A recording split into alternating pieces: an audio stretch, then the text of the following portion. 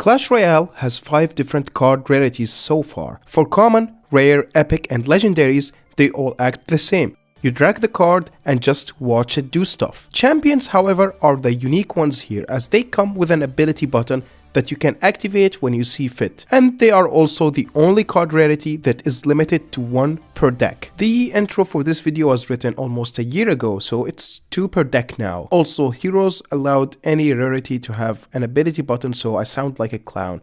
Thanks Supercell. However, because of heroes, I don't see them releasing any new champions, so it's the perfect time to explain every champion in Clash Royale. But before that, I want to briefly explain the champion mechanic itself, which also applies to heroes. When you deploy a champion or a hero, you would get a crown icon on its level indicator. That crown icon is useful in showing which champion would activate the ability once you press that button, and it always goes on the most recently played champion, so it's easy to track for both players. What's funny is that if an ability is on cooldown and you place a new champion, you would get the ability instantly. This allows Mirror to give you double abilities, which could be worth it in some niche situations that are not pushing a giant skeleton twice with Little Prince, but I could not think of a situation honestly. Now let's start with Golden Knight, a 4 elixir champion released October 2021. Without his ability, he is arguably the worst 4 elixir card in the game.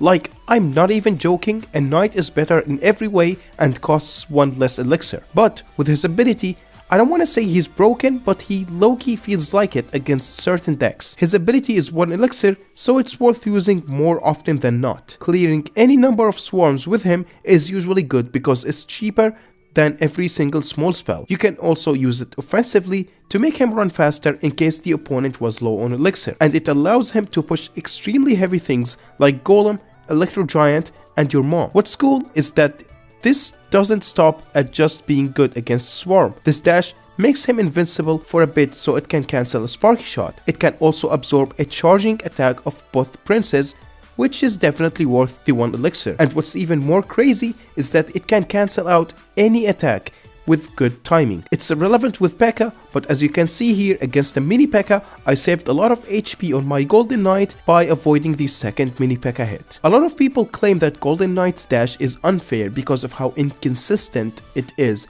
but that's just them not knowing how it works. Let's take a look at how the Golden Knight dash interacts with Rascals, and then take a look at Electro Spirit. Seems inconsistent, but it isn't. Let me explain. When an Electro Spirit connects, it starts looking for its next target in a certain radius around itself, roughly like this. In Golden Knight's case, as you can see, there is a long distance between him and the Rascal Boy when he hits him with a dash, and the circle will form around himself, so that's why it can't detect the Rascal Girls when the Electro Spirit could. Now this unpredictability, along with a few other reasons, makes him a semi-win condition because you can find yourself getting random tower connections. And his dash running speed makes him great at punishing people when they are low on elixir, which is perfect for the bridge spam playstyle. And what's even more cool is that his dash is programmed to stop once it hits a tower, giving him a better chance at dealing damage to the enemy tower, and it also prevents him from activating the King Tower like an Electro Spirit does. You could technically use that to your advantage by hiding your troops behind the towers, but if he connects to a tower, you likely lost the game. Next we got Archer Queen, a 5 elixir champion released October 2021. Queen is basically a weaker musketeer that has more HP, allowing her to survive certain spell combos. But unlike the musketeer, she doesn't need babysitting whenever she is deployed, as she can hold her own ground because of her ability. What do I mean by babysitting? Some cards are weak when played alone, like for example an Executioner on his own is likely useless on defense, whereas something like Electro Wizard can do well alone compared to other ranged cards with similar stats. The Queen's ability allows her to win most 1v1s without further support from other troops in your deck, and that even expands to 1v1s on the opponent's side, given that not only she goes invisible and becomes untargetable, but she also gains an attack speed boost that would melt most cards in seconds. Taking those traits into account, with the 1 elixir cost, this ability is a free positive elixir trait generator. While invisible though, she loses some of her movement speed, likely to make a 1 HP Queen ability on the bridge less effective. Since the Queen has more HP than most ranged cards, her main weaknesses are Rocket and Lightning. Now you typically have 2 options, which is either feeding the opponent tower damage with your ranged card or spacing it out, which is very easy against Rocket, given how low its range is, but against lightning,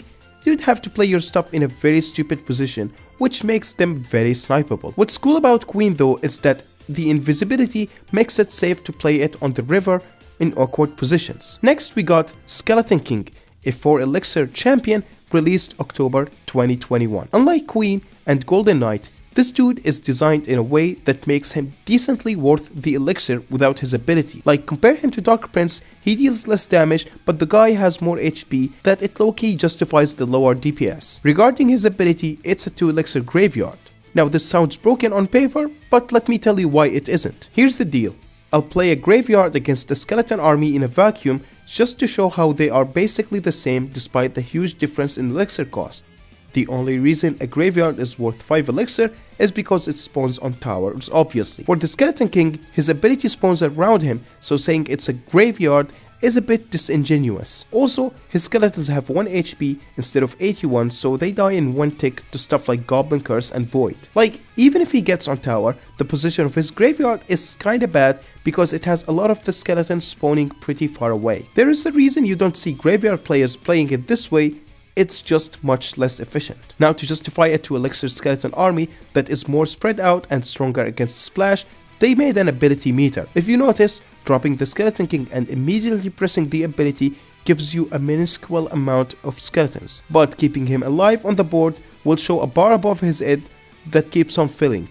This bar fills up whenever a troop dies, whether it's a friendly troop or an enemy troop, and the more filled up it gets, the more skeletons that spawn from said ability, which means that he isn't a good bridge spam card since the opponent wouldn't have to worry about his ability. However, this isn't as bad as it sounds because he already is a great defensive unit, so using him defensively into a counter push fits well with his design. Now, usually this card gets played in graveyard decks or heavier beatdown decks because it can do good in a split lane push, but bait decks can pick it up as their mini tank because it serves as both a mini tank and a way to bait spells. Next we got Mighty Miner, a 4 elixir champion released April 2022. Now this dude is mighty simple compared to the previous heroes. He basically is a walking Inferno Dragon. The difference between him and the Inferno Dragon, aside from the flying, is that he doesn't get pushed back, so it's slightly harder to reset him. The main complex part about him is the ability, but even that is mighty simple. He drops a bomb that deals near identical damage to arrows,